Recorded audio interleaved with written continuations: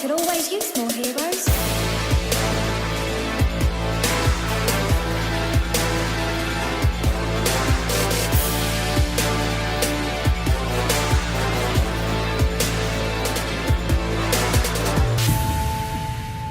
Everybody, and welcome back to episode 6 of Hero Recall. I am Tom. I'll be your host for the day. Alongside me co-hosting is my friend James from is it Ontario? I'm from that's the province. Okay, what's the Ottawa? The city is Ottawa. Ottawa, I'm Ontario. in the capital. Lots of O's. Otherwise known as TigratoPower. And how are you feeling today, sir? Are you doing okay? I'm good. Over the weekend, my body, I was getting a cold, and my immune system was just like, no, I'm just kidding. Yeah. My immune system just destroyed the cold. I thought it was going to be a bad one, too. And then I wake up Sunday morning, I'm like, what? I went to bed feeling like shit, and then I woke up like... It's been weird in a lot of places, lately. We've had, these crazy thunderstorms, tornadoes have rolled through. I got kicked out of work the other day because there was a tornado siren going off. And then it went from just, this miserable amount of, rain and storms and stuff to just pure heat over the last 2 days. We've just been having rain and below seasonal temperatures. We beat our flood records recently. Also, today, worth mentioning... I had a fire alarm at work today. Oh, how'd that go? That only bought me 30 minutes of not doing anything. I worked most of the day. 30 minutes of not doing anything is better than... I don't even know if it was 30. It was probably a little closer to 20. But okay. Just imagine all these people out of this...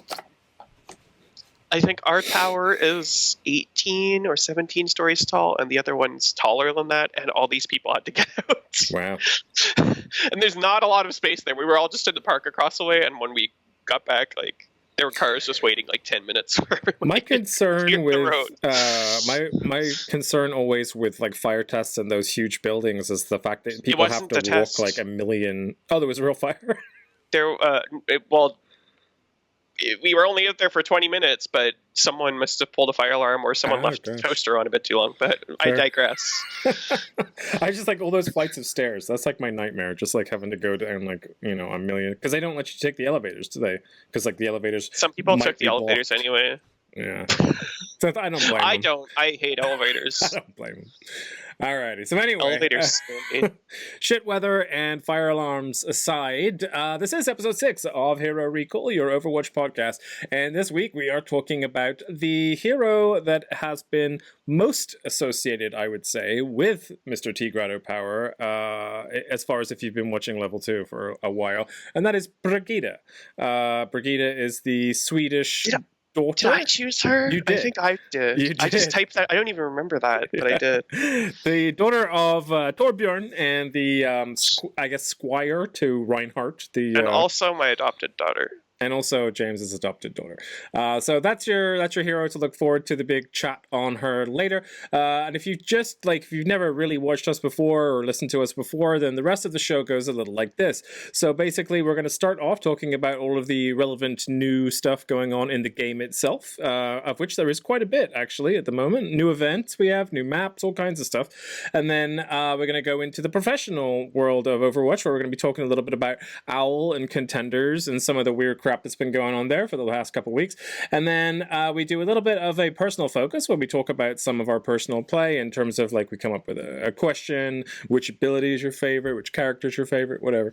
And then ending with, of course, this week, Brigitte. So that's the show. And I'm going to jump right in because there's been a lot, honestly. For a start, I have 3 different pages just for patch notes that have come out since the last time we recorded for the... Was it Hanzo last time? I think it was Hanzo, wasn't it? I believe so. With his delicate ankles. The first big change that happened between those 2 times was that they did release Havana as a proper map, and the workshop hit the live place, and then on top of that we do have the seasonal event which kicked in as well, and the seasonal event is Anniversary, which is one of my favorites. How are you enjoying Anniversary so far? The first day had Lucio Ball. I didn't get to play. I'm so I got mad. all my loot boxes on PC just from playing Lucio Ball. I've been waiting for it to come back around. For the week. Although it's going to reset tonight, the loot boxes for the weeks. But it will come back around. I hope so. I've been waiting to play that. But yeah, I played that. I don't think I played any of the other things because I don't really care about the other. I don't really care about the other game modes. So just give me Lucio Ball, man. I think especially if you're kind of like a completionist, this is the best event, right? Because you have like the option of just getting every single thing that you never got that you've been waiting to show up. I actually bought boxes for the first time in a long time on PC.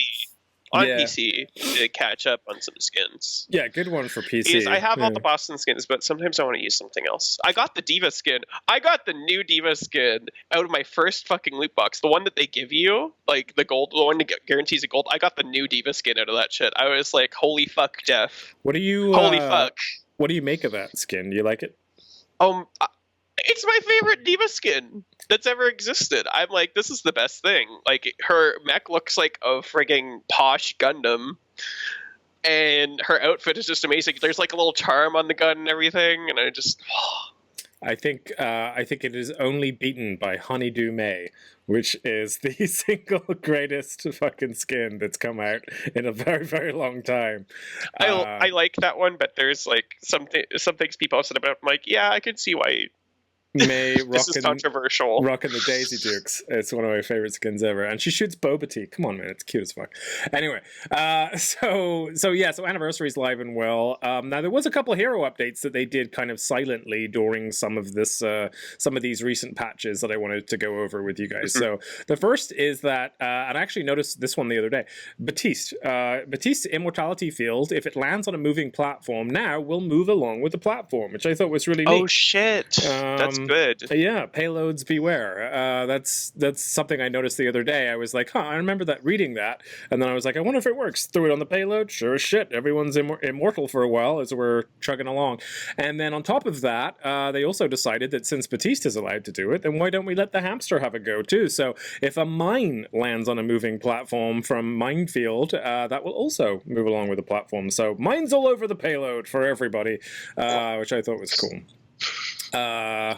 And then a general update for play of the game, improve the kill cameras during the play of the game replay to better match what happened in game. I'm not sure how you can not match what happened in game with the play of the game. I thought it was literally just a copy, so I don't know what that means, but I'll take it. Maybe they're just I don't know, accounting for the lag correction more or something. I don't know what that means. Alrighty, and then let's see here. What else we got? We had some other stuff. Maybe they're not cutting off some stuff that happens. Maybe they've made it so it doesn't cut off things. Anyway, that was a late thought. We also have the All-Star skins. Really like those, actually. The Lucio and the... I wasn't really crazy for them, honestly. You didn't? You didn't like those? I didn't like Mercy's hair. I didn't like her armor or her hair for that one. I like the color of her hair. I don't like long hair. That's just... Fair enough. What did you make of Lucio's? Because Lucio's hair changes color. I actually liked Lucio's better. Right? I didn't get it, though. If there was one that I had to pick between the two, I would have gotten the Lucio one. And I know that everyone's going to hate me for not liking a Mercy skin for once in my life. But it's okay, but it's not as good as like Pink Mercy or Combat Medic Mercy in my books. Pink Mercy is legit. Okay, so then the other couple tweaks they did, these are the most recent ones, the last patch they put out, which was on the 23rd, which was only a couple days ago from recording, that is. So new feature, which we'll get into a little bit more in a minute, but replays was added to the PTR. I'm gonna go through that, but let's talk about hero updates. So for Batiste, his biotic launcher increased heal ammo from 10 to 12, and the amplification matrix ultimate duration increased from 8 seconds to 10 seconds. The reasoning behind, given the dual nature of Batiste's weapon, he ends up having to reload often. We're increasing the amount of ammo he has to work with so he can get more firing time while healing. Similarly, increasing the duration of amplification matrix will allow allies more time to get into position to make use of it. Thoughts? I think that's fine. It's a quality of life change, and I like it. They did the same thing for Ana, is that they increased her clip size so that she could have more decision on what to do. That was more her thing. Her rounds do both damage and healing depending on who they hit. But it's the same idea. It gives you more like space to figure out what you want to do with your ammo. I don't think, and I'll say this with a slight bit of hesitance because I don't know everybody that plays Overwatch, but I think Baptiste has been probably the least complained about new hero added to the pool so far. I'd say so. At first, people were like, "Oh my god, the frisbee's overpowered," but everyone just shoots it. Yeah. So they're like, "Meh." Like there's a counter to that. You shoot it with the gun. You know, that's how you defeat that monster. Okay, big huge nerf coming in, which apparently Jeff got to tell Poco directly to his face, and that is that D.Va got nerfed. Defense matrix range. Yeah, defense matrix from 15 meters down to 10. Reasoning from the developers is defense matrix is a very powerful defensive ability that can often feel oppressive from far away. Reducing the range on it will require D.Va to position herself more carefully to take advantage of its effects. Thoughts? That's one of those abilities. It's like Rez. They regret that they've made it, and they're trying to get rid of it by making it worse. You think but so? It's not going to get worse. It's not going to get. It's still people are still going to use it properly. Yeah, so. I don't know. I mean, I feel like it is kind of a major thing. I almost feel like they should increase the duration back a little bit again. Yeah, I never thought that D.Va was in a bad place by any means, but it doesn't seem too They oppressive. seem to think she's a problem for some reason. It's just that this is the way that one of my friends put it, is that there's no other tank that really covers a lot of what she does. Yeah. So they need to come up with a new mecha hero, Jeff. I've been telling you. Give me another mecha. Someone and you don't have to nerf D.Va anymore. I watched a video the other day. Someone had gone like free roam or whatever in Busan and actually like gone behind each of the mechas to show you like what the build looks like from behind. They've even put the detail on the back of them and everything. So there's a lot of like people saying that we should probably expect something. Some of them are so different to D.Va as well, or to the bunny. I'm seriously thinking there's a chance that next year might be a mecha because they're like throwing all these things like here's some new heroes coming up, but Busan came out a little while ago, and usually after a map, just like with Hammond, came out sometime after Horizon. They're releasing some of the maps because a hero is going to come out related to that map later. All right. Dorado, Sombra. I wonder, I guess Sojourn will probably be for Havana. Oasis and Moira. Good call. Good call. Alrighty, McCree. Just saying, everybody. McCree, Peacekeeper. Primary fire recovery reduced from 0.5 seconds to 0.4 seconds. On average, McCree's damage output wasn't quite making up for the relatively low mobility or utility in his kit. Reducing his weapon's recovery time improves the potential damage output without affecting the number of successful shots to kill an enemy. A lot of folks saying this is feels really good on the PTR right now. Go ahead. I've heard someone describe it literally as it's busted. I think that's just because people aren't used to it. I actually don't think it's going to make that big of a difference because people are still going to use right click because they can't aim. Right. Hot take. You're not Hot wrong. take there. Hot take there. That's how it's going to be because the recoil on that gun is still like. Since playing Hero Gauntlet, I have become the master of Flashbang Fan the Hammer to get the soldier immediately. Oh, the other day I played some workshop stuff on console, and we were playing something with McCree, and I literally just walked around and just Flashbang Fan the Hammer because I was so done. I was so done. I'm like, this is how you get a lot of kills as McCree. So I really don't think... At least at the high tiers, it might make a bigger difference. But if you're in like plat or diamond, someone said that it feels gold, like you're doing like 25% more damage. I don't see how you can get that from a 0.1 second difference. But I mean, I'm not a mathematician. His entire clip goes through a second faster. I think I think that's what I saw Swimmer's clip on. I kind of counted it out of my head. I think it's about a second faster you get through the entire clip. I think it's going to make him reload more. Yeah. But I don't like a lot of people aren't going to be able to make use. I don't think good McCrees are going to feel this for sure. Don't get me wrong, a good McCree is gonna fucking wreck you, but that's true for any hero. Yeah, really. good McCrees can wreck you now, though, so I guess it doesn't matter too much. Orisa, protective barrier. Barrier can be deployed without interrupting reload. Orisa has one of the longest weapon reloads, and interrupting it to deploy a new barrier felt too disruptive to her gameplay. This change allows her to reload as needed while still being able to protect herself and her team. I really like this because Yeah. there's so many times where I'm playing Orisa where I'm out of clip and I have to do like 10 other things, and then 10 seconds later my clip is still empty and I still like have to reload it. Right. So just taking I that like this thing away, one. because it will still get interrupted, I think, by throwing out your charge. I don't know if that interrupts it. but Halt it doesn't does. interrupt primary fire, so I doubt it interrupts the reload. I can't remember exactly, but I know The it doesn't shield interrupt definitely that. was annoying, though. Yeah, It for was sure. very annoying, and I'd have to be like putting down another shield, and my clip's still empty. And Yeah, it's just- they've made a lot of really good little tweaks to Orisa lately. I'm starting to think they're maybe a little sad of where she is in the meta, and they're definitely trying to do something about it. So I'm all for it. I I'm all think for they're it. trying to make Bunker more viable. More situations, which I kind of dislike, because Bunker, hot take, I think Bunker is a bit more boring than Goats. Really? People say Goats is boring because they're not moving. They're just shooting at each other from afar. Yeah, but you have That's- to play DPS to counter Bunker, so at least you get to see a little bit of DPS. Yeah, but they're not moving, so That's fair. That's fair. it's just Goats as DPS people are being mad. I don't think that any meta should be used every map the way Goats is, but I think that people are making a larger deal out of Goats because most people don't play it in their matches anyway. It's just mostly an owl thing, Right. and people are making a bigger deal of it than they need to. But that's my hot take. People get mad at me when I say that. People get mad at anything. So, Symmetra, teleporter, interact range increased from 1 meter to 1.5 meters.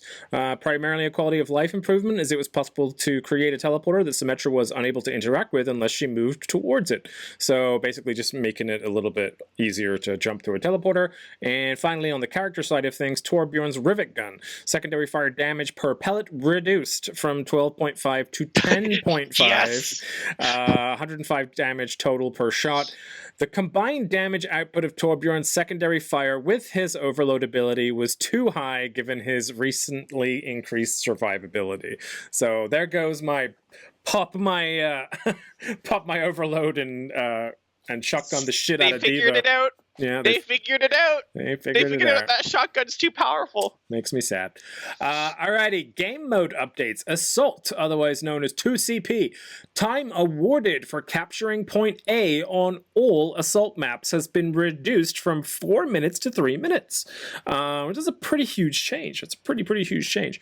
And upon losing point A, any defenders that are dead or that die shortly thereafter will have a maximum respawn of 3.5 seconds.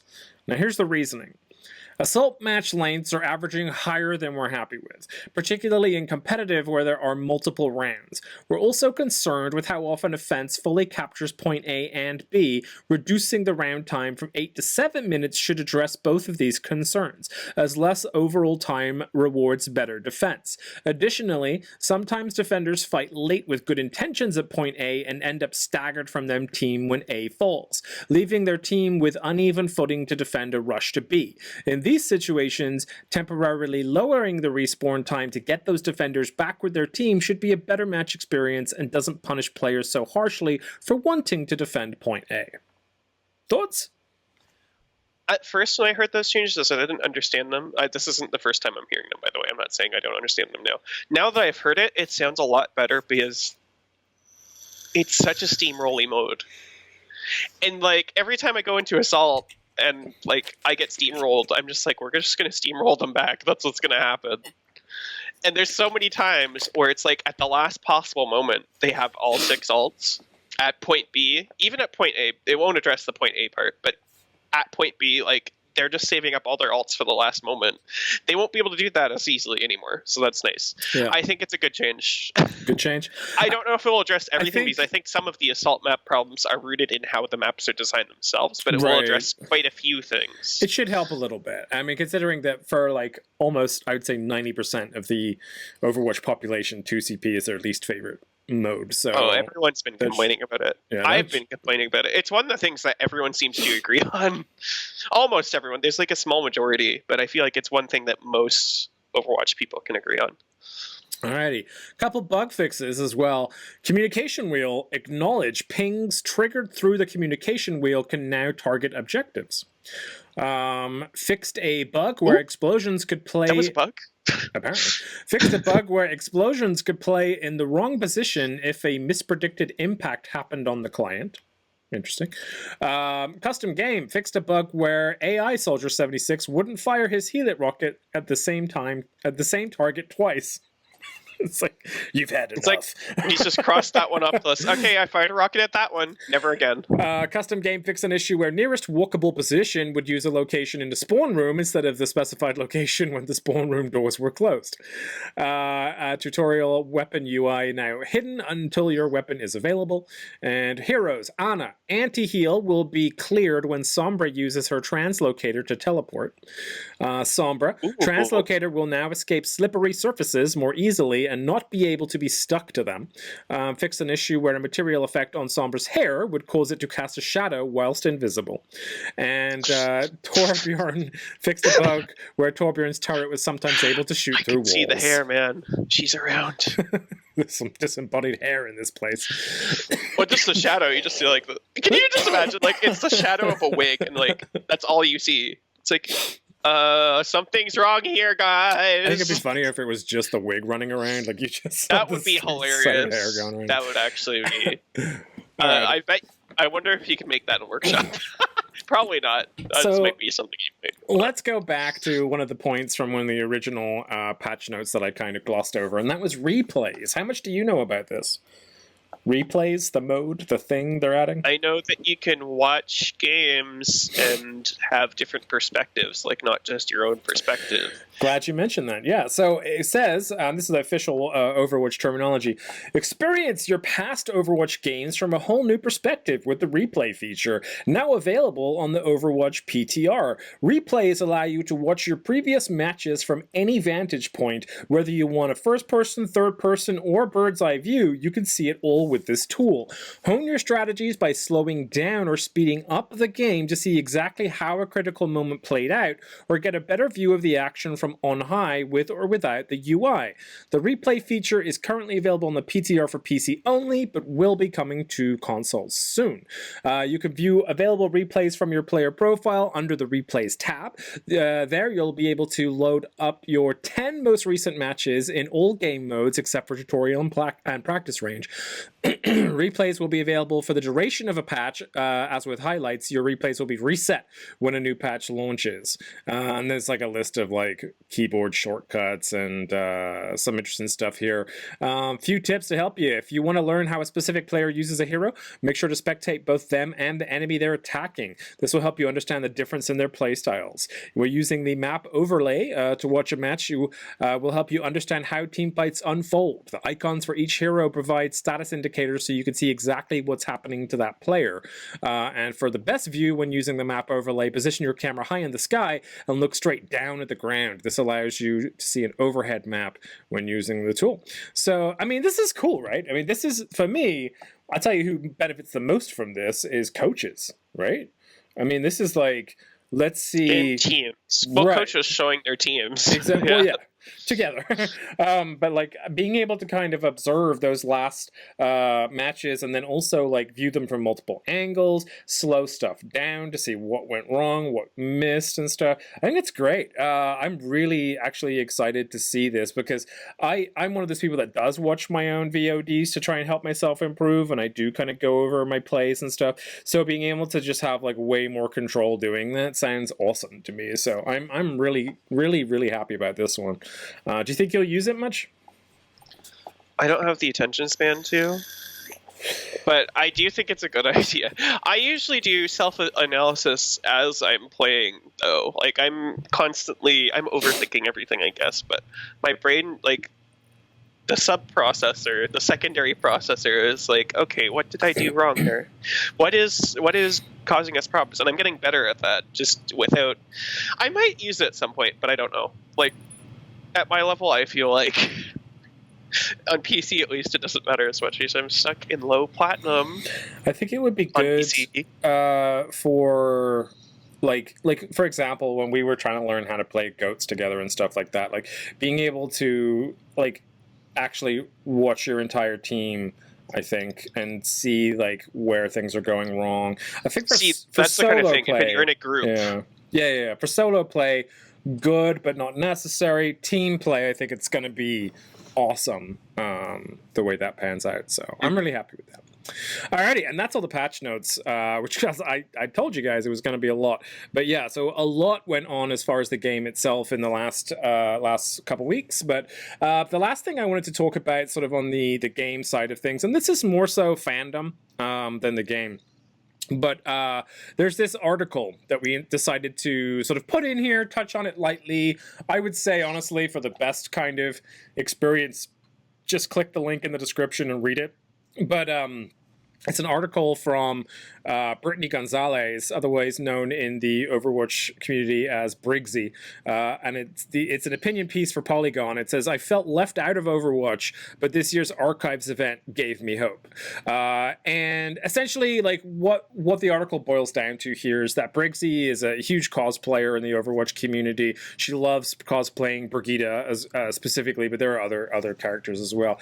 And this kind of piece, yeah, that's why we're doing Brigitte. But this piece is kind of talking about how it's rare in video games in general, but even for a game like Overwatch, which has this kind of like massive pool of diversity, for a black female character to be a big part of the game.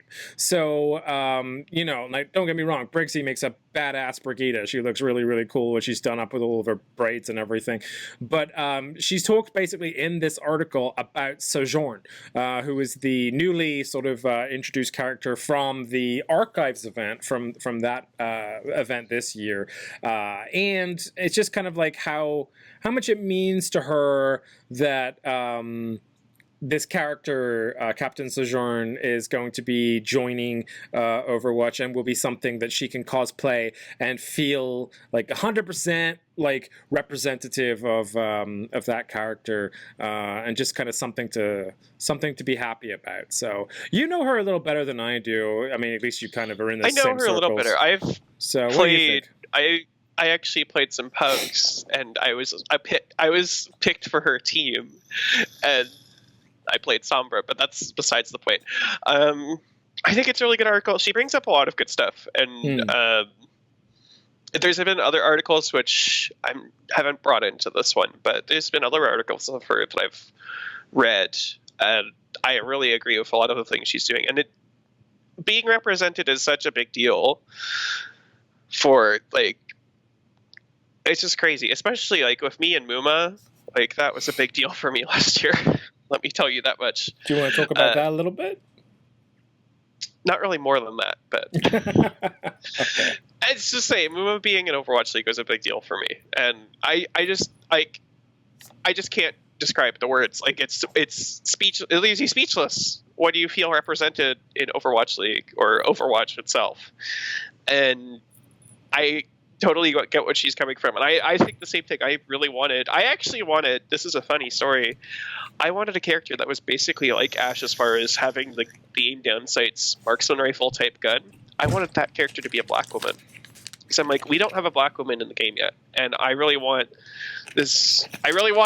a black woman that's just super badass and doing all these good stuff, like good things. It's I think some of the points she makes are really valid in here as well, though. There's some points where she talks about how people don't truly understand necessarily what black woman means. Like, 'cause some people will say, well, Symmetra's black. Well, she's dark skinned, but she's Indian, right? She's of Hindi descent. And then there's Farah, who again is like of Arab descent. Anna, who's Egyptian descent, and First Nations Canadian, right? Sombra, Mexican Spanish descent. So they do mention that of Ify Oladele, who's the creator for Orisa, and Orisa's kind of, I mean, I guess she's kind of built off the mold of an African woman. She's coded, like her coding. Yeah.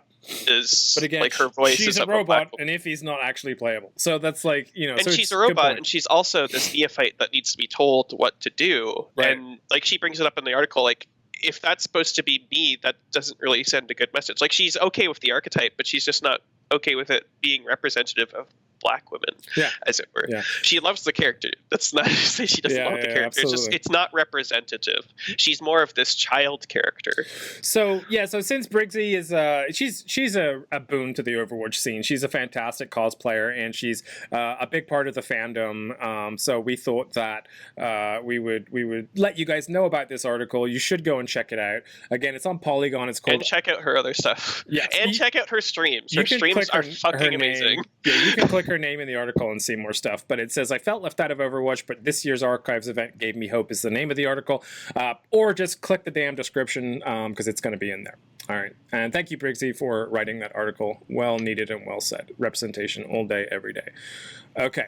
So, speaking of representation, moving on to the professional level of Overwatch, right on that same cusp, actually, is a fantastic article that came out from Time Magazine, of all things.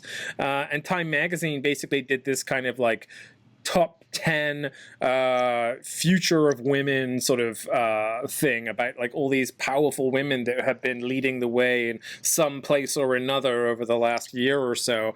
And guess who made the cut, guys? Little frog baby. Geguri's in there. So yeah, Geguri has this entire article in Time right now. I mean, it's not too long. It's a short read, but she's alongside like 10 other girls. So, but it's basically just about Geguri like coming into the Overwatch League, like what esports really is, for because this is a casual audience for like Overwatch. It's great to get representation in Time for this, but it's all about Geguri specifically being kind of like the trailblazer for females in the Overwatch League specifically, and kind of talking about how we hope that more people make it in along the same lines. So it also talked about her overcoming because people were like, a girl can't be that good. She's cheating, and she actually was accused of cheating. And it talked about her overcoming that. Like, she wasn't cheating; she had to prove it. They thought she was using a ridiculous notion. They thought she was using an aimbot on Zarya,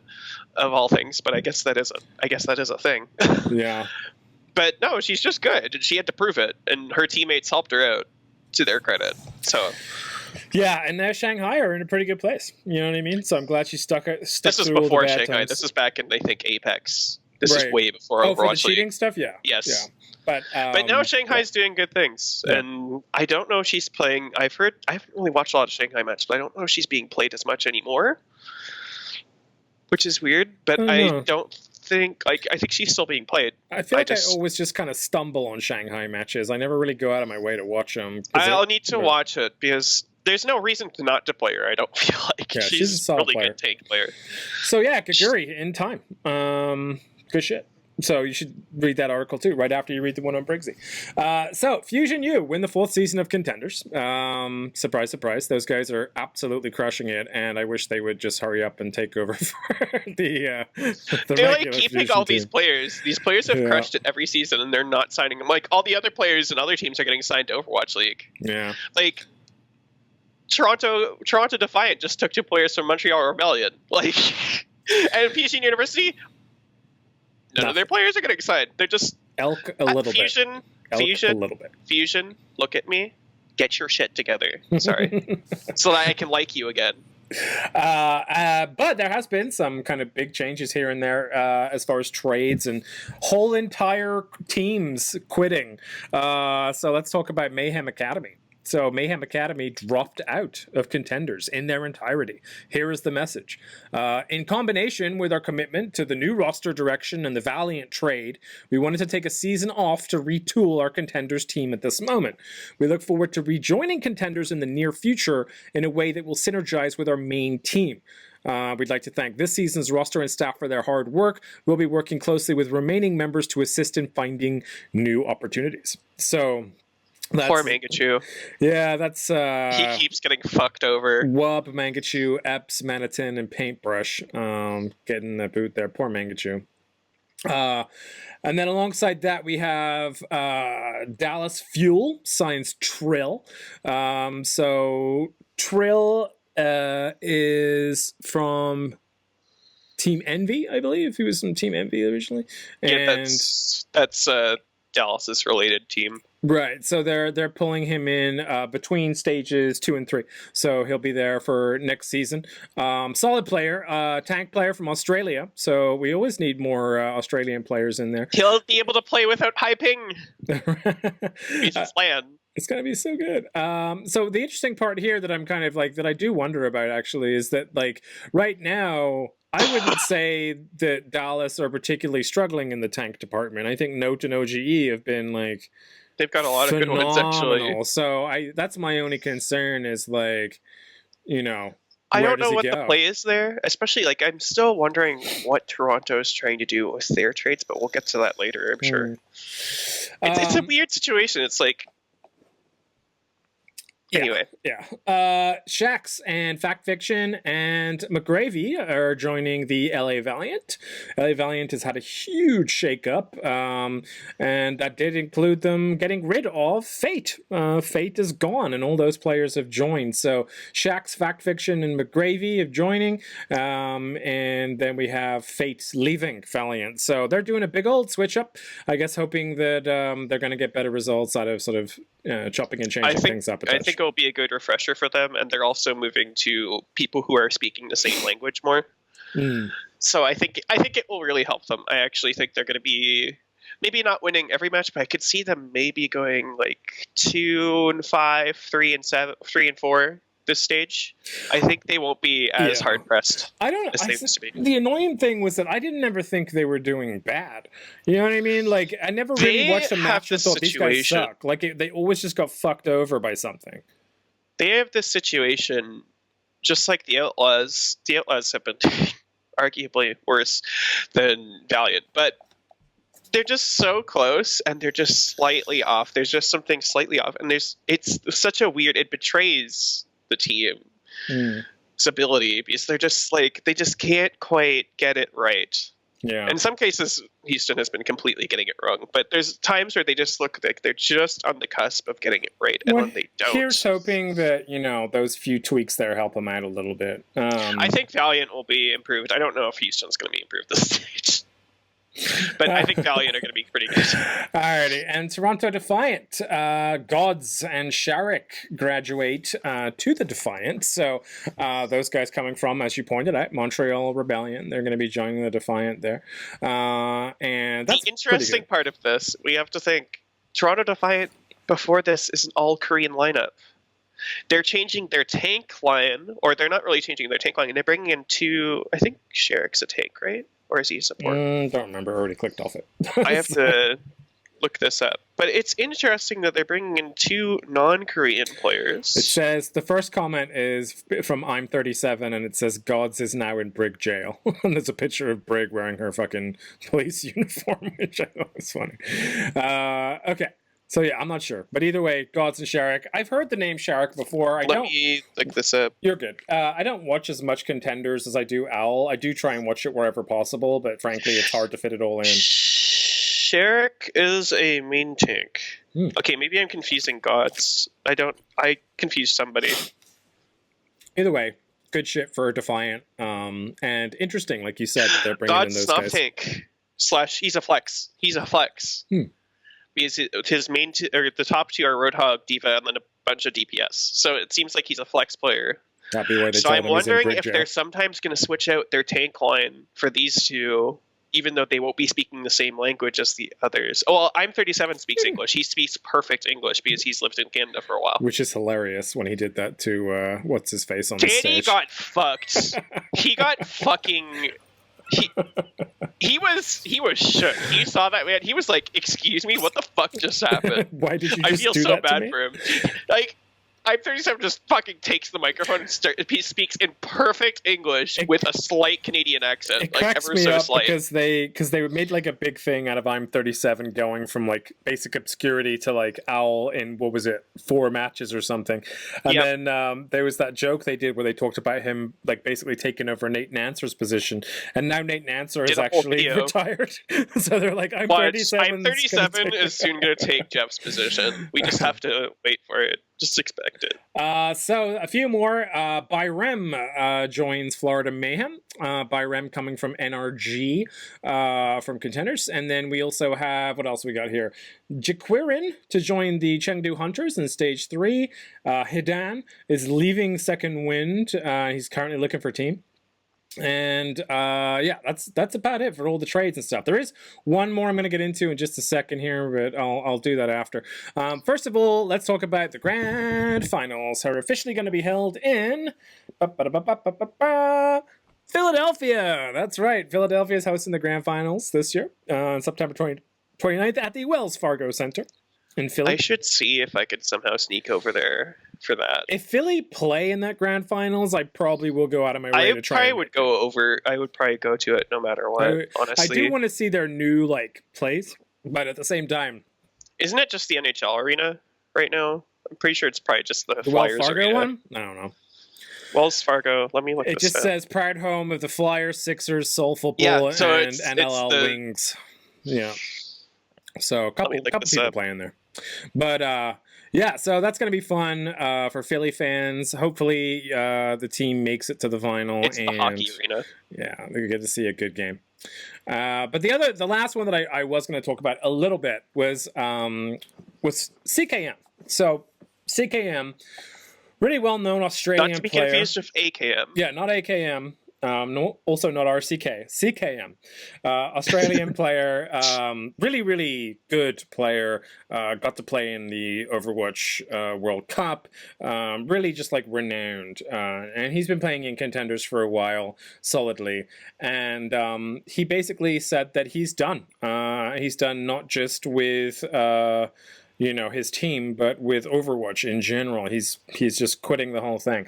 I'm going to read a little bit about this because I think it's kind of important. We talk about strain on players and stuff like that, and also more about, for me, this is more about the realism of making it where you want to make it. There's players like I'm 37, right, that just come in and just crush everything and they get right where they want to be. And then there's players like CKM who grind it out in Contenders year after year after year, and for whatever reason don't get pulled up to the big leagues because they don't get to shine as brightly or whatever. So this is a common thing that I'm sure a lot of players feel and think. But this is in CKM's own words. I've decided it's in my best interest to leave Overwatch. This has been a long time coming. Pretty much since the start of this Contender season, I've been going in and out on whether or not I really want this. As much as it saddens me to do this, I just can't warrant risking the amount of time required to make playing into a career. Hell, maybe I'll regret this one day. Maybe I'll come back. And from where I see it, there's realistically a very small chance I actually make Overwatch League, which is the only thing in the world that would warrant the time commitment. If I'm going to pursue something, I'm going to give it 100%. I don't want to be splitting my time and my interests 50-50 and being mediocre at both. Starting university this year has made me realize I love what I'm perusing there just as much as Overwatch, and it's ultimately a safer route. Maybe I'm bitching, but I need to ground my dreams in some essence of realism. On top of this, I just haven't been enjoying the game as much recently. This honestly isn't because of Brig. Brig is tedious, yes. The real reason I think this meta is so awkward is because it pulls away from the things I loved about Overwatch at a core level. The game in its current state feels stale and repetitive. It comes down to precise execution on plans and plays that you've made hundreds of times before, not even acknowledging the game's dynamic core elements. Some people like the structure, it just isn't what I enjoy, hence why I played Overwatch and TF2 over CS, etc. to begin with. All this being said, the last year and a half committing to Overwatch full-time has been fucking incredible. I have so much to take away from all my experiences that I wouldn't have doing anything else. I think this is widely due to the people that have helped me along the way, coaches, teammates, friends, and fans. Seriously, you know who you are. Thank you. Felix, kiss, kiss, at the end of his statement there. What do you think about that? Although I'm not a pro player in Overwatch, I actually relate to this article personally, because when I was in university and I was doing the streaming thing, I wasn't trying to stream to get famous or anything. And I was going through this whole program switching thing, and I was just doing all these things, and I'm like, I have to do the thing that I like that's actually enjoying it. And I switched from mechanical engineering and computer technology to all in computer science, and I quit streaming. I just got rid of all the things that just were taking away from what I wanted to do, and just did the thing that I wanted to do, and now I'm in the position I am. Pretty good position for a 24-year-old, let's be honest. I'm not going to go further into detail on that, but it's relatable. The boy's like doing well for himself. You honestly just have to, at some point, whether it's pro play or whatever you're doing, at some point you have to look at, like, is this really worth my time? I have this, a lot of people have this other thing that they're just not acknowledging, that they can do really well, and they're trying to stick it out with this thing that doesn't really fit them perfectly. Like, I was trying to fit into mechanical engineering, and my brain was much more wired to do computer stuff, and I was trying to stick it out, and it was painful. It was actually causing me depression. So if you try to stick it out with something that isn't making you happy, or doesn't work with you, doesn't jive, it's just not healthy. So that sounds like the kind of situation he was in, and I'm glad that he's making this decision. And going to university is never a bad idea. Never a bad idea. Well said. For sure. Well said. Absolutely. Okay, and the last of our pro news this week, and I'm only pointing this out because of the sheer unfucking believable amount of time this took this guy to do. But some of you may be familiar with the name Ridderin Bazru. I'm sure I butchered that, but his handle is IO_Stux. So he is a regular on the competitive Overwatch subreddit. He's a regular in some other smaller forums. He was the co-head coach of XL2 Academy. That's the contenders team specifically for New York, and Uprising Academy as well. And basically, he's a really fucking smart guy. And a really nice guy as well. And one of the things that he decided to do, and I think this is the first time anyone's done it in quite this manner, he created a 70-page thesis paper on goats. Which is not a joke. That's a real thing, and it's fucking incredible. Like, as much as we talk about goats like not really affecting like me or you because of how we play and where we play, for someone, it's like I read like at least 30 pages of this, and it's really well done. Like, it's really well done, because this is like the minutia that you miss when you're watching goats and going, goats is boring. Like, this is the stuff where like they really have just gone like full mind game on this thesis, and you can see exactly like what they're talking about. One of my favorite parts of it, and I'm still reading it, like I said, one of my favorite parts was holding the line, and they said it was it's actually something they learned from Fusion. So from Fusions, used to do this thing where he'd have this imaginary line somewhere. So like, let's say that you were at a choke point someplace, let's say first point Hanamura. You're at the choke of first point Hanamura. Fusions would say, hold the line, hold the line, hold the line. What that meant was there's an invisible line where that choke door is. The first motherfucker to step over it gets jumped by all of us. That's what it meant. It was like, if this rain steps past this line, or whoever steps past this line, we all go at them like in one go. So everyone in the team immediately knew what to do, because they'd be calling out like, no bubble this, no bubble that, whatever. And then he would say, hold the line, hold the line. And then as soon as like someone hit the line, boom, they would all snatch on him, which I just thought was just this great, like, very simple kind of thing, you know, but it was like everyone knew what it meant. So like everyone was like, when do we engage? As soon as the motherfucking foot steps over that line. And it was just like, I thought it was really smart. So there's a ton of like really cool kind of information and call outs and stuff like that in this guide. And I do recommend it to anyone that's interested in the higher tier sort of, you know, strategy explanations for things like Overwatch or GOATs in particular. But yeah, have you had a chance to check it yet, or? I don't have the attention span for that. It's good though. Like, I read it on the train on the way home, and I was just like, man, this is super fascinating to me. Like, I mean, you'd need your whole team to read it and understand it and comprehend it, but it's solid. So if you're interested in your team getting better at goats, or you want to really just learn like some master techniques from someone that's really good at it and has been teaching it for a while, then IO_Stux's 70-page thesis on goats. The link is directly in the description in whatever channel you're on, whether it's a podcast or whether it's the video version of the podcast. So do check that out if you're interested. It's just a straight up share art thesis. Very, very interesting. So, yeah, that's the last thing I'm going to point out there. So let's move away from the game and the professional play and kind of relax a little bit, you know, to take the pressure cooker off, and let's talk about ourselves for a minute. So why not, right? We're worth it. So personal focus this week. I kind of just wrote it right before we went live because I didn't have anything planned. But what I came down with, or what I came up with rather, was I wanted to talk about Hero Gauntlet, okay? Because Hero Gauntlet is a mode that got added in the arcade after, well, at the same time as the workshop came in, and it's my favorite fucking new thing ever. Hero Gauntlet is gun game in Overwatch. You basically start at McCree, and then you work your way all the way up to Torbjorn with a hammer, and like once you kill somebody, you change to a different character, and then you have to keep doing that and doing that and doing that, and basically it's the first person to get to either as far along the hero chain as you can before time runs out, or making it all the way to Torbjorn and killing someone with a hammer, which is how you finish that. So you've played it a little bit. I played it a fuck ton. What's your thoughts on this, and then we'll go into the question. Do you like the mode? I played it literally one time and I won. Really? I played it literally one time and I won. That's the only time I played it. Wow. And I was like, at first going into it, I'm like, I don't think I'm going to like this. But it's literally just a test of your flexibility and just being able to switch. Like, if you know how a bunch of hero abilities work in your mind, even if you're not mechanically the best with them, you're going to have a better idea of how to do.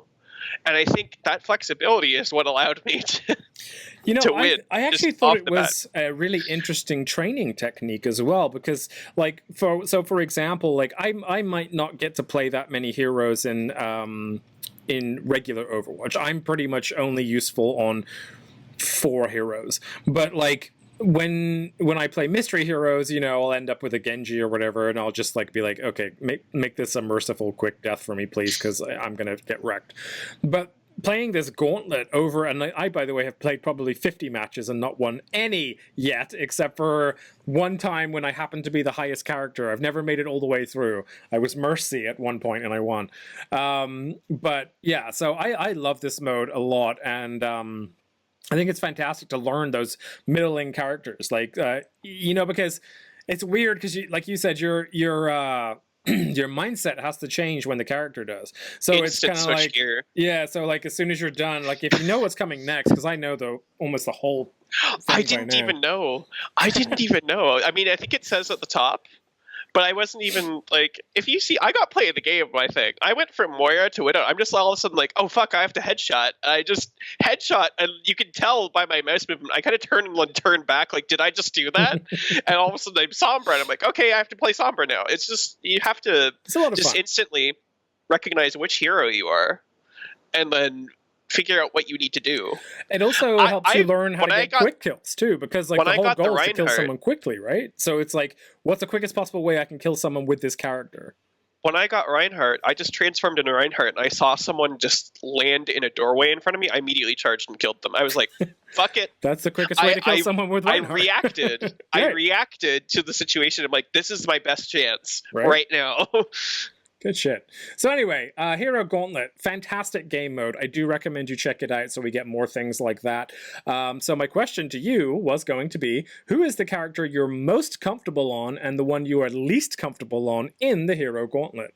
So I guess go ahead and let me know. See, I'd say actually the most comfortable I was on is when I got Tracer. I'm just like, okay, I know what I need to do. I just like immediately just like, cool.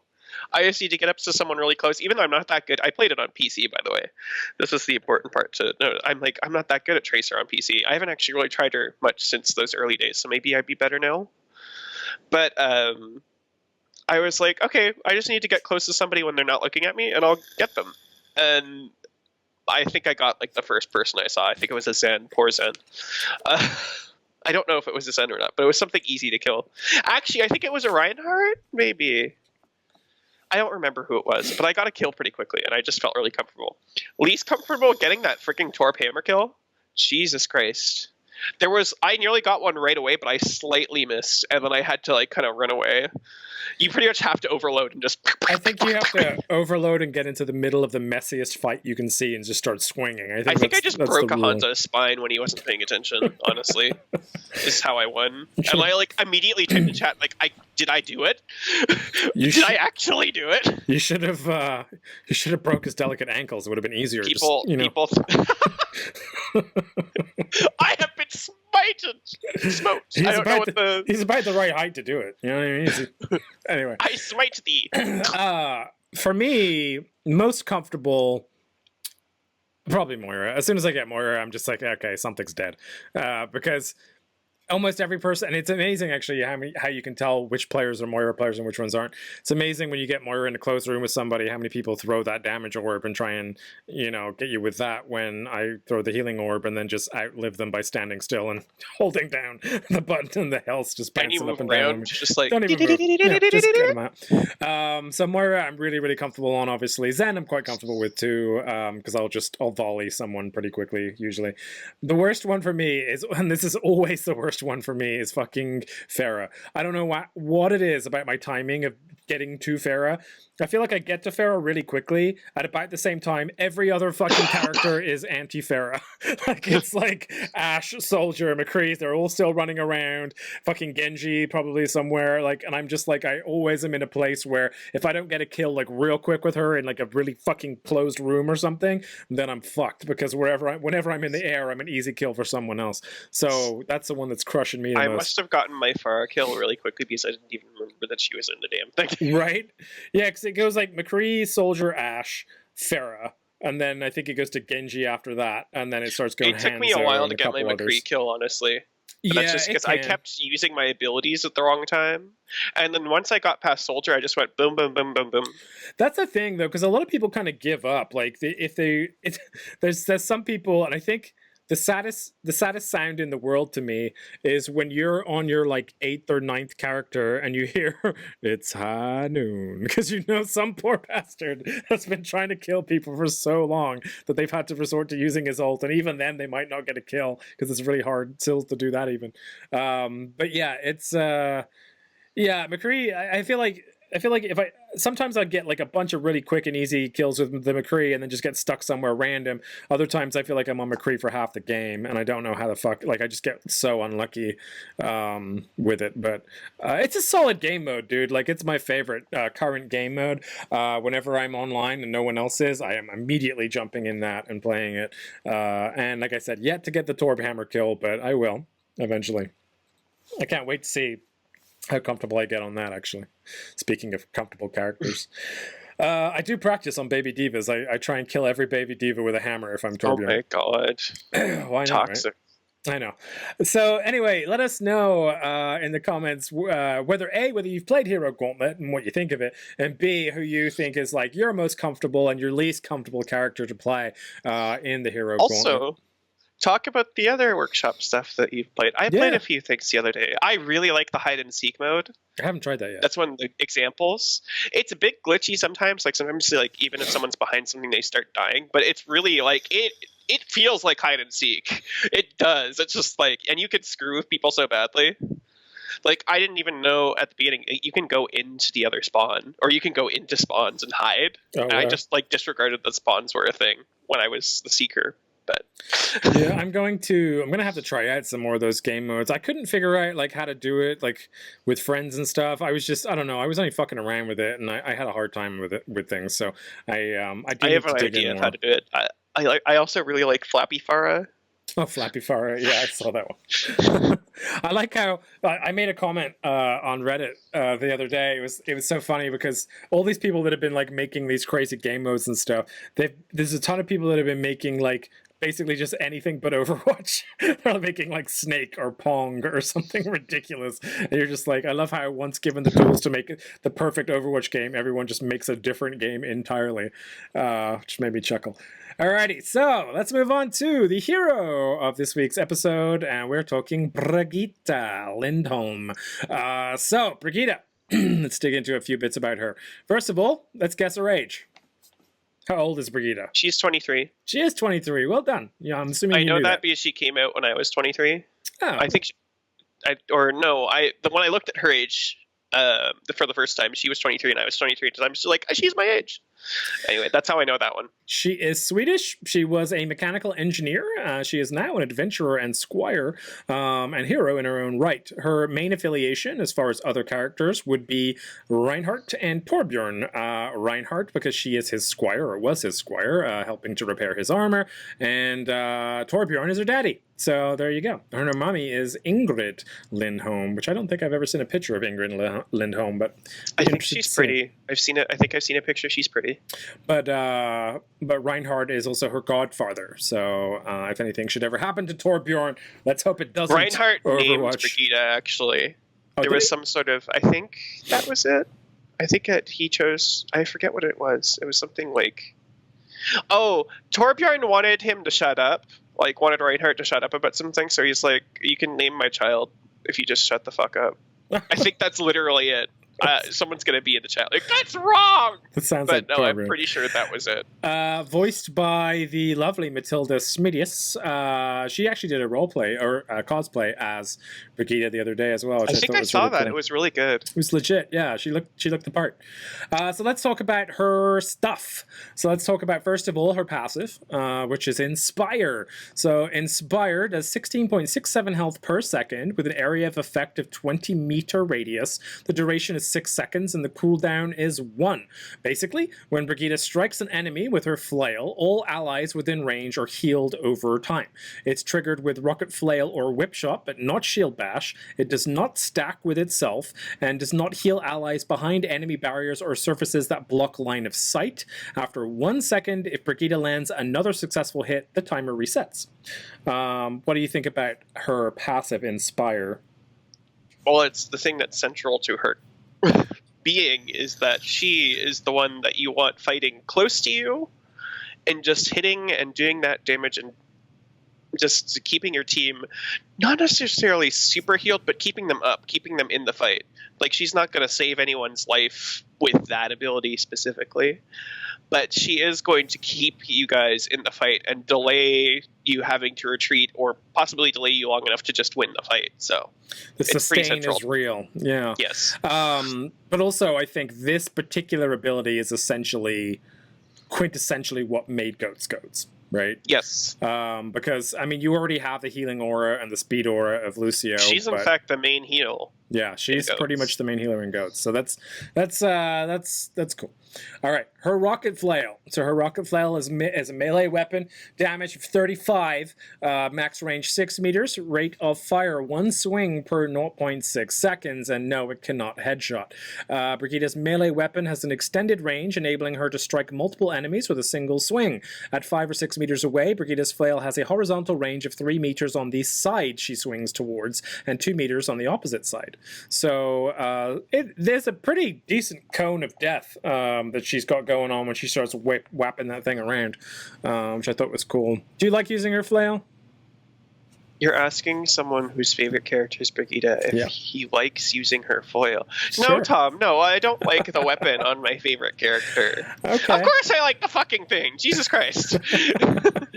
I love it, especially because it's a lot like using, and this is what I think made me start playing Reinhardt and knowing how to play him, is that it's very similar in base mechanics. Like, you can hit multiple things, and if you turn, you can get a wider radius, and it's this whole kind of mindset of using it that's very similar to Reinhardt. And again, she's a good pairing with Reinhardt. Because I prefer Reinhardt's hammer, but I don't dislike it. Well, Reinhardt's hammer, it does more damage and is, I think, a big radius, but feels a little it's a nicer. simpler idea. The base idea is the same. You're right.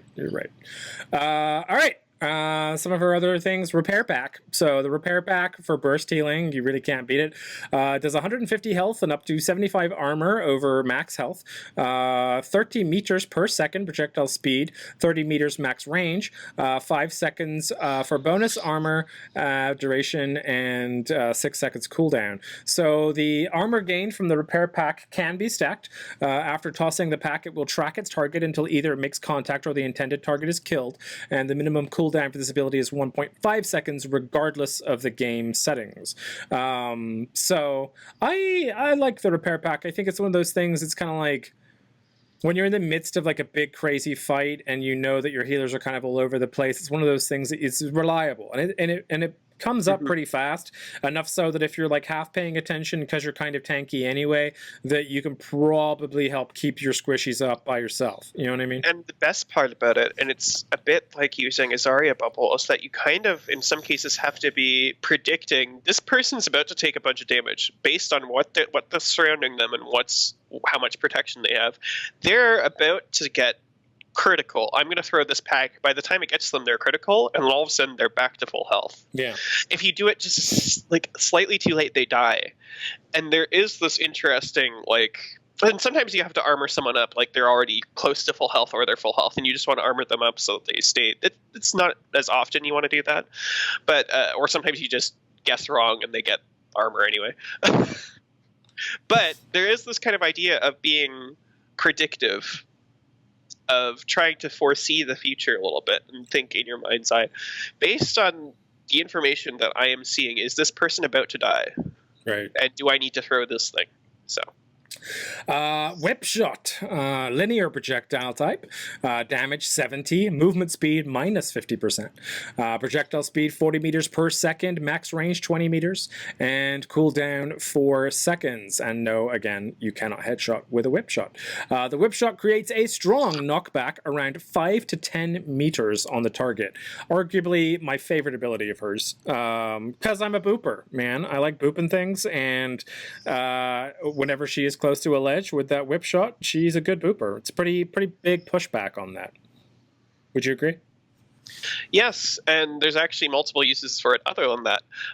It's really good for finishing off kills of people who have gotten just slightly too far. I don't know how many times I've had a Genji who thinks, oh, I've double jumped, I'm clear of her. Boop! You're dead, fucker. Pharah's even, like, if you get really good with it and there's a Pharah low and she's like, I'm just gonna float away, boop, you're dead, fucker. It's also good for giving yourself space. Like, if you have gotten yourself into a situation that's a bit too hot and there's a character like a Reinhardt who's swinging at you, you can actually whip shot and give yourself a bit more space and give you enough space not to be hit by his hammer again. And also, you get that, because the whip shot counts towards Inspire, you start getting healed. Yeah. So it's a really good delay, like, give yourself a bit more time to get back to your team or to retreat. Also, and survive. Give you like a half a second to get your bash back too. So if you can boop someone away long enough, then likelihood is by the time you re-engage, you probably have your shield bash up as well. So speaking of the shield has 500 health points. It regenerates 20% per second after being down for 2 seconds. Movement speed of minus 30% when it's deployed.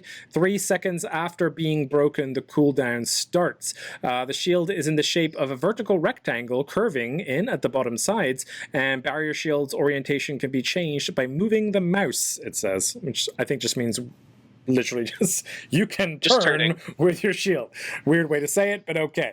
Well, also you can block something that's above you. Is what that means. Rolling into that, we'll talk about the bash. Damage 5. Now, that never used to be the case. She used to be 50. Yeah, she used to do 50, and they nerfed the shit out of that, so good for them. So now she does 5 damage with the shield bash. The movement speed is plus 470% when she jumps forward. The max range is 6.85 meters. Area of effect, 60 degrees front cone angle radius. Duration, 1 second stun, and cooldown 7 seconds. Shield bash not only stuns the target struck by it, but it also inflicts a small amount of knockback. Shield bash cannot stun through barriers. It used to be able to. If shield bash interacts with Reinhardt's charge, Doomfist rocket punch, Ash's bob, or another shield bash, both heroes get knocked down, and shield bash ignores Genji's deflect, as it should. Shield bashing, do we think we're in a better place with that now than when it was 50 hit points? Sometimes I still think the damage is too low, but I don't really think that so much anymore. Because, again, it's so powerful in being able to stop fucking ults or give you time, if it doesn't stop the ult, to react to it and get out of, avoid the problem. Right. And there's other uses, again, this is another ability that has other uses. It's just, again, buying yourself time in some situations. Like, get your bash, and then you have your whip shot again, or just give yourself time to keep yourself in the fight. And it's about using these abilities in sequence. Like, you get this rhythm, like, I need to use this, I need to combo this with that, and it's very useful for that. And another use is mobility. You can actually get to some places. There's one I like to do on Lijiang Garden where you can actually jump across the gap between, like, as you walk into a spawn, there's that circular thing, and then there's the little platform, and then there's a gap between that and the little octagon thing in the middle. You can jump that with shield bash, and nobody will expect it. If you have to get there quick, that is the way to go. And by the time you get into the fight, you're almost going to have it again as well. And her ultimate ability is Rally. 15 armor per 0.5 seconds, up to 100 armor on self and allies. Movement speed of plus 30%. Area of effect, 8 meters. Duration, 10 seconds. The armor lasts 30 seconds. And Brigitte passively generates 1% ult charge every 4.5 seconds.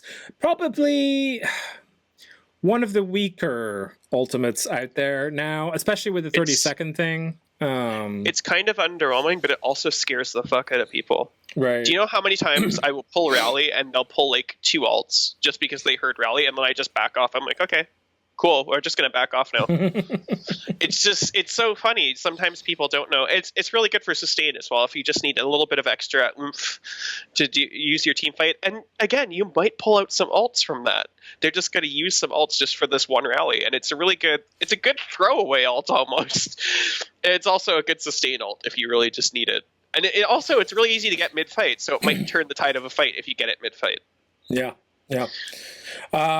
Okay, so before I get into, like, story, backstory, that kind of stuff, since you are the expert in the Brigitte field, let's say, do you have any, like, tidbits you want to throw in there for players that are looking to pick up Brigitte, or players that play her now but want to be better? Don't knock her until you try her. Looking at you, Overwatch community. She's not really as, like, again, you have to be really good with your abilities to be successful for it, and you also have to be positioned. And if you mix both those, you are just ridiculous. But really, stay close to your team, especially if you have a Reinhardt. She's really good to pair with a Reinhardt because you guys get in there and do all the things. She's really good on control because controls tend to get brawly. You want to use her in a situation that's close quarters and brawly. If you start getting long range, you're going to get killed before you get in there, and you can't really do any healing unless the only healing you have, unless you're hitting stuff, is your repair pack.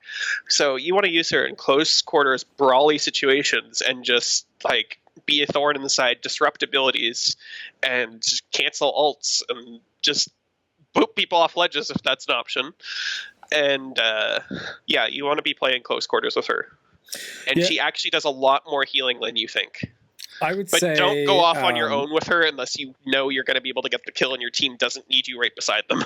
My only bit of advice I would throw in as someone that is nowhere near as good of a Brigitte player, but something I think is useful for everyone to know, is if you suspect the enemy to have an ultimate you can stop, do not use your shield bash until they use the ultimate that you can stop, because you don't want to be If you hear a Reaper stepping above you, save that shit and track his ass. Yep. Because he's going to drop down, you're going to shield bash him, and then he's going to be in chat like, what the fuck? Edgelord. So let's talk about Brigitte. Brigitte is the youngest daughter of Torbjorn and Ingrid Lindholm and is traveling companion of Reinhard Wilhelm. No longer sitting on the sidelines, Brigitte Lindholm has taken up arms to defend those in need of protection. She is very stubborn, a trait inherited from her father. Brigitte spars with Reinhard every day. Afterwards, she and Reinhard go to a pub or tavern to relax. She likes donuts and loves Semler. That's weird. I don't know what Semler is. I don't think it's Semler the I hope not. the caster, but it's Semlor. I'll have to look up what that means. Brigitte has conceived many months before the events of Operation White Dome, where her father lost his left arm and right eye in battle. He would have lost his life as well if not for Reinhardt's actions. As he recovered in hospital, Reinhardt wouldn't leave his side. Torbjorn became so frustrated that he told Reinhardt that if he left him alone, he could name his daughter. So I was pretty much right. Torbjorn also decided to make him the godfather, hence Brigitte received her name and her godfather. Brigitte was the first of Torbjorn's children to show an interest in mechanical engineering. I didn't know that she had... So does she have a sister or something? He says she's the first? Torbjorn has a ton of children. That man's busy, man. He gets more action than most people do in their entire fucking life. That little player, man. Well, he's not a player. He's faithful, but he gets it on. Brigitte spent much of her spare time in her father's workshop learning the trade and honing her skills. Her aptitude for engineering mirrored that of her father's, but Brigitte's primary interest was in armor fabrication and defense systems. Unlike Torbjorn, who was world-renowned and perhaps infamous for the weapons he created, as a child she made a suit of armor for her pet cat, much to his disgruntlement. Everyone expected that Brigitte would continue her apprenticeship and follow in her father's footsteps, but her plans changed due to the influence of another prominent figure in her life, her father's close friend and fellow Overwatch agent Reinhard Wilhelm. A close friend of the family, Brigitte's godfather told her tales of heroes and chivalry as she grew up. When Reinhard was forced into retirement from combat operations due to his age, Brigitte would learn of it through her father. After Overwatch's fall, Reinhardt declared that he would become a knight-errant on a quest to bring justice. Before he left on his adventures, Brigitte surprised him by asking to join him as his squire. Interested in adventure, Brigitte wanted to travel around, do good, and getting a chance to make the world a better place. Reinhardt accepted her request, and she considered traveling alongside him to be a great honor. So that's how she started out in life. So that's the rough pre-story of Brigitte. So she's, you know what, she's cool. Like, she gets so much unfair shit for goats, basically. Like, people just blame her for goats, and to an extent, yeah, goats wouldn't be possible without her, but at the same time, like, she's such a nice character. Why did it have to be a nice character that gets all, like, shit on? You know what I mean? And here's the thing, I fucking hated her when she came out. Did you? I was like, this character's so broken, and then I started playing her, and I'm like, wait, you actually have to know what you're doing in a lot of cases. Yeah, the mechanics might be easy to pick up, but there's a difference between basic picking up the mechanics and taking it to the next level. Right. And that's why I say don't knock her until you try her, because my god, it's a really, like, it's difficult to get it right a lot of the time. But once you do, you're golden. Again, that's just the case of a lot of heroes. There's definitely a flow to it. You know what I mean? There's definitely, like, it's kind of weird. It's almost like one of those characters like Doomfist or whatever, where you feel like you can really spot the difference between good and mediocre players just based upon, like, their comprehension of the flow of play. Like, when you see a good Doomfist, you're so fucking terrified of them because you know they can get in, fuck you up, and get out without a scratch. She's kind of the same. Like, there's people that play her really poorly, and she's very easy to kill if you'll just kind of, like, group up on her real fast from different angles. But there's people that play her really well, and she becomes just like this unstoppable force of nature in the middle of the fight. So you're, like, begging for people to help you. She's so good at catching people out. Like, that's how I've defined myself as a Brigitte player, is that sometimes you do have to kind of go a little bit outside of the fight, but that's to take out something crucial, like a Mercy. She's so good at keeping a Mercy away from her frigging team, because that Mercy can start flying, you bash her, whip shot her further away from her team, and then she's isolated and you just murder her. It's like, she's so good at just doing stuff like that, disrupting, just ruining the enemy's plans. And she's a really nice character, too. And people just... she's gotten so much shit. And a lot of people do not play her in their matches, and they're just like, we're going to shoot on this character because she's used in Overwatch League a lot. Well, guess what? Everyone did that with Dive, too. And now they're begging for Dive back. And I'm sure if we go to Bunker, they're going to be like, can we get Goats again? Can we get Dive again? They're going to ask for both. I'm waiting for the full circle day that someone asks for Goats again. I know it's going to happen. I'm just that's people, that's gamers, we're assholes. Alrighty, so let's talk about her voice lines. So favorite Brigitte voice lines, you know the rules. Do you have any? It's just a flesh wound. It's just a flesh wound. That's a good one. Just a flesh wound. There's that one, Monty Python. Today pie, where she just says it's broken, but she's literally saying it's pie. I can't really pronounce the one where she says you're making a chicken out of a feather. But she has a lot of voice lines that are just Torbjorn's, but done in Swedish or done in English, done in the opposite of what he says. Right. I also really like Sling det veckan, where she says get lost. Like, it just sounds so like fuck you. Sling your veckan. And then what's another one that's good? There has to be. Mace to the face. I like that one. I do like that one. The sass is real on that one. I'm trying to look some up here because I don't use her that often. This website is just fucking with me right now. It's not loading properly. But I don't use her like that often. What's the one where she says something style? No, Lindholm style. What is it? Scandinavian style? Yeah. No. It has to be Lindholm style. Such a weird. It's so weird awkward. sentence. It's like, what the fuck's that supposed to mean? But it's also kind of funny. It's like, huh? Yeah, it's weird. One, I think my absolute favorite, and it's the perfect one for when you're in spawn and wondering what the hell is going on. What are you doing? What do you think you're doing? Like she just says, "What do you think you're doing?" What do you think you're doing? Just like gets real like up in people's faces with that one. I've seen quite a few Brigittes that just like stand there in front of me just saying that over and over again because they're mad at my pick or whatever that might be. What do you think you're doing?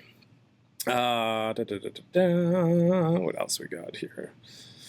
Can you think of any more while I'm trying to get this page to load? I'm trying to think of some of the things that she calls out. I do like her alt. I do like her alt call out that I love Team May. Yeah, sounds like I love Team May. I really like that one. I also like it's when you get a shield bash kill, which doesn't happen nearly as much, but it's actually a kill off the shield bash, turning defense into offense. It's a good one. She has my first play of the game with her was actually her saying that. I really liked it. I do like the last minute check. Everyone squared away. Something about that just kind of makes me feel like, oh, she's looking out for us. But she also says it with a hint of let's get this shit done. Right. I really like it. Here we go. Okay. Finally. She's also a sass lord. Like the way she talks to Reinhardt, like, stay close to me. And she's like, of course. How else am I supposed to keep you patched up? And when people get aggy with you for picking her, you can either do the trust me or you won't be disappointed. Which is the you won't be disappointed is her basic one, actually. Yeah, I like that one, though. I like trust me. I really like trust me, too. It's like, trust me. Cool. And then let's talk skins. So, a bit of controversy around the newest skin. Have you seen all that stuff? Oh, yes, and I agree with the controversy. It's kind of like... You want to explain it to folks? It's a Riot Police skin, and with a lot of the stuff, I'm not going to get too big into it because it's politics, but, you know, it's just like, I really like the way the skin looks, and it's just the connotation right now. It just seems a bit... Yeah. Like, so, not the time Blizzard. Maybe there will never be a time for it, but it's just like, yeah. It looks cool, and this is the thing. It looks cool, and they could have made it like not a police skin. They could have made it like a security contractor or something, and then it would have been more acceptable. But just, you know, with all the stuff going on in the U.S., I know it's a Swedish police officer, but still, it's just with all the stuff going on. It seems a little around the world, tactless, even maybe. But you know, I mean, Blizzard have always been all inclusive of everything, so I guess to them, they're not really looking at it from that angle, which they really should be. I won't go after anyone for using the skin. I just I won't use it myself just because I have these thoughts on it. Briggsy actually did a thing on Twitter about it, which was really good, and I totally agreed with it. But I'm not going to mention it here because again, it's slightly political, but it's just like, I won't knock you if you use the skin. I won't knock you if you like it. It's just like, for me, it's just I really don't want to use it. It's a little tone deaf. Yes. I really like the Shield Maiden skin. I mean, it's one of my favorites because that kind of to me, that is peak Brigitte. That's kind of like, you know, I imagine her as some kind of I don't know if you watch Game of Thrones, but as a wildling or something. She's just like out there in the woods, bashing, you know, foxes and making fur skins out of them or something. Foxes. I don't know. A fox will get fucking wrecked by that shield. Those things are so tiny. Just flailing a fox. A whip shot. If she whip shot a fox, it would explode. It would just be like... The Trey Connor skin's pretty good too. That's the Swedishy colored one, the blue and yellow one. Trey Connor, yeah. Big fan of that.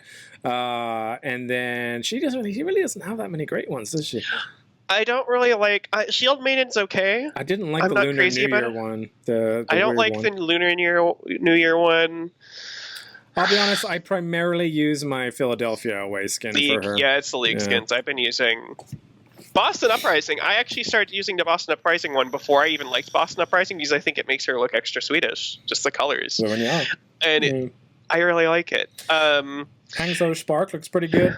I don't really like the Hangzhou Spark on her, actually. Yep. Toronto Defiant looks fucking badass, but those skins are just fucking crazy awesome anyway. Black and red looks pretty good on anyone. And with the gold, it actually looks really good with the gold too.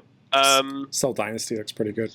Changju Hunters actually looks decent on her. I'm not crazy. Philadelphia Fusion Away looks really good on her. That's the one. I always do the away. I never do that. I really like Boston Uprising as well. Not just because I liked it before I liked Boston Uprising. I actually bought that skin.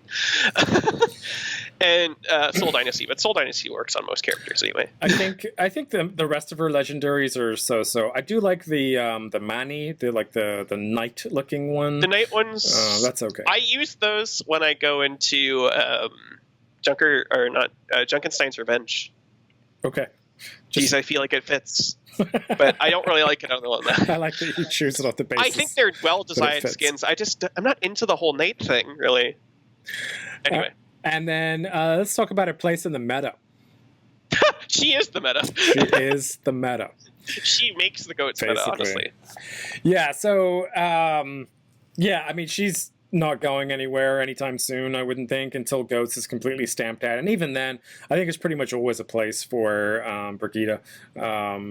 Some place. Like, the thing with Brigitte, though, is that she's an off healer, right? So she's not a main healer. She's probably not going to put out main healing numbers for anybody. Even though she puts out the main healing in Goats, it's because she just does more healing than the other two off healers. And you're always, like, grouped together, so. But yeah, like in a traditional 2-2-2, then she's definitely very much played as an off healer, but her kind of abilities are the big draw there as far as her utility. So I mean, right now, obviously, couldn't get more meta if you tried. But I do think that she does fit in other compositions as well. Even stuff she does. I don't think she fits into Bunker or anything like that, but no. I think that she would be useful as like protection for DPS because she can just kind of stay down. Like one of the things I end up doing a lot with Brigitte is whenever I see one of my teammates that's getting a little hammered, I'll just jump in front of them and hold a shield up so they have time to kind of back away. And so that's I do that sometimes as well, points. Actually. She is good. Any situation that's brawly, if you have like dive characters diving your backline and you're a healer, just switch to Brigitte and fuck those guys up. Like Tracers, you might not be able to get the Tracer, but you're going to prevent her from being able to do anything useful. Right. At the very least. You cancel her out, basically. Genji's too sometimes. Like, you can screw those guys' plans up. And you might not kill them, but you're going to prevent them. You're going to make them forced to switch, basically, in a lot of situations, unless they're really good, which does happen. But in most situations, if you know what you're doing, you're going to be able to screw up their plans. And if they can't switch, they're fucked. Got a couple quick pieces of trivia before we move into the very last part.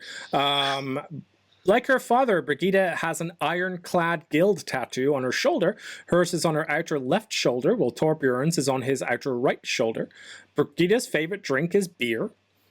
Michael Chu has commented that Brigitte probably looks at a lot of Hollow Cat gifs. He has further confirmed that in an arm wrestling match between Brigitte and Zarya would win. Brigitte also sports her father's old wrench from his Overwatch days on her engineer mechanic skins, which is located hanging on her pack. Her mechanic skin has the original color scheme. Brigitte's favorite ride at Blizzard World is Flight to Duskwood.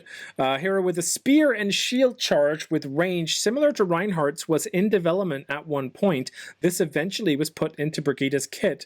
And when asked what was the most overpowered balance change the team has ever made, Jeff Goodman replied, "I'd say at this point it's pretty clear Brigitte's initial balance was pretty far off the mark. She has been nerfed multiple times since then, and she's still very strong." So there's a couple quick bits of tidbits and trivia for you.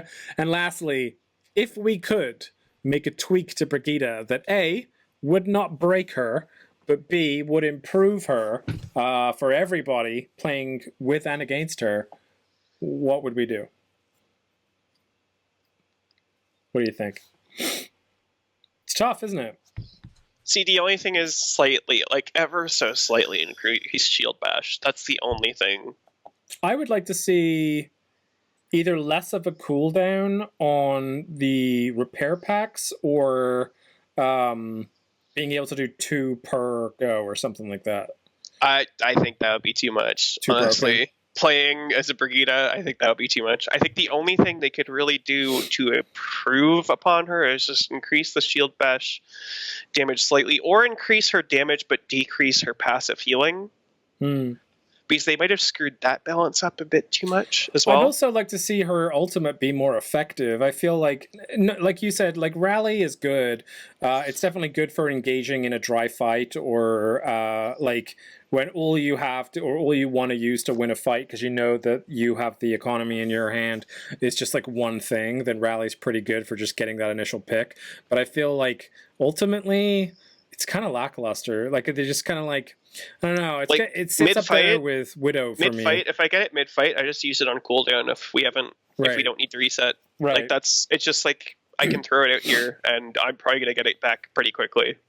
It's weird because like because of the slow build as well. Like maybe if it was instantaneous instead of being a slow build, maybe if it was just like as soon as she says rally to me, everyone just goes like boom, has armor. It could still decay after 30 seconds, but I feel like for example, when you have like a big ult coming in and you've got your Lucio with his sound barrier, you have Zen with trance, hers is like, it's never going to be of that quality because of the amount of time it takes to build it up to begin with. So you can't make a snap save by giving everyone armor like real quick. You have to kind of use it as like, okay, we're winding up into a fight here, guys. I'd prefer it to be maybe a little faster, like to the point where she just like, when she says rally to me, everyone within that circle gets it instantly, and maybe other people can join the circle and they have a slow build like later, but the people that are stood next to you get it like boom, like as you say it. Maybe that would be good. That could actually be interesting. I don't think that would totally wreck her either. Yeah. Like make her, because it's still going to burn down in the same time frame, but it's more like she has slightly more chance of surviving like a big ult of some kind, being able to do that, I think. So that's one of the things I think would make her better, but wouldn't break her, because I don't think anyone's going to complain about it too much. Because I mean, really, what's the difference in waiting a couple seconds? The DPS mains will complain about it, even though they don't play her in her They matches. complain about everything. Sorry, DPS mains. So yeah, so that's what I think I would do. Not the good DPS mains. The good DPS mains don't usually complain. So that's I just insulted a bunch of people. I'm sorry. Not really. Yeah. That's Brigitte, and that's your episode 6 of Hero Recall. So we're making it through pretty decently through these heroes right now. So far, we've done, God, what have we done? We did Diva, Orisa, we've done Sombra, we've done Moira, we've done Brigitte, we did Hanzo. So we're getting through them. Next time around, I'm thinking either another DPS or a tank, maybe. I think we've done maybe more DPS. We should probably do a DPS. Get them off the roster. So fucking many of them. Too many. But yeah, so this week we talked about all the patch updates that have occurred to Overwatch in the last couple weeks. We went over the black female representation of Sojourn with Briggsy's article. Also Geguri showing up in time for just general female representation. Fusion U winning the 4th contenders and Mayhem dropping out of contenders. A bunch of people jumping around from Valiant and Dallas and Mayhem Academy. And then we also went over CKM leaving Overwatch for good. The grand finals being held in Philly. IO Stux' 70-page GOATS thesis, and a little bit of Hero Gauntlet and Brigitte. So thank you so much for watching or listening or however it is that you consume this content. We really appreciate it. Thanks for sticking around. If you've watched any of the other podcasts and you're still with us, thank you so much for that support. And wait. Heads up, people, because something's happening soon. What's happening? What's happening at Indie PopCon? There's a panel. Tom won't be there, unfortunately, but I'll be there. That's true. And it's going to be Overwatch related. So if any of you, however minute the possibility is, there might be like one person watching this from my Twitter. I think there's one person I know from Twitter who's going to Indie PopCon. They're going to go to our panel. Okay. But if any of you are going to Indie PopCon, check out that panel. I'm going to be a nervous wreck. It's going to be great. Yeah, and I'm probably going to drag Keegan's ass in front of a bunch of people at one point. James is right. We do have a panel. It is basically like how to be better on ladder in Overwatch. I don't think it's called that. It's something close to that. But it's basically a how to be good at Overwatch panel. And it was something that me and Keegan had previously put together as an idea to do way back. It was like, I think even last year we started writing this thing.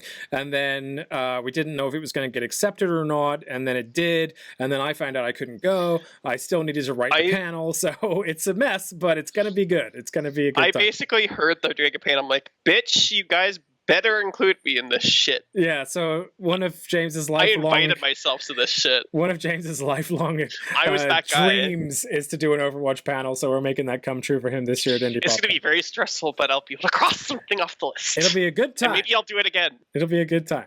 I wrote it, guys, so I'm sure it's going to get tweaked, but it's a good one. I already finished it. They already have copies of it. I'm sure Keegan and I will find something to fuck up. Absolutely, and I can't wait to watch it from afterwards. I guess. To watch the train wreck. Yeah.